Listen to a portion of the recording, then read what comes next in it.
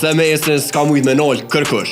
Diqyrësar keni lojtar që mirën me fitness shumë, gjithë e keni një farë pikpyetje se qysh po mundët kë. As nuk o ma i forti, vet ka thonë që pritën me shku në fitness edhe prap mbetet i pandalshëm. E janë disa arsye pse bojnë këta të pandalshëm. Talenti i padiskutueshëm, i kombinu me një qendër gravitacionale të ulët, i kombinu me ushtrime të cilat i shërbejnë disiplinës me të cilën Messi mirret. Do me thonë kjo që pritën me ushtru, ose nuk ushtron qysh menojnë shumica, thjesht merret specifikisht me ushtrime, cilat të ndihmojnë balancë edhe stabilitet.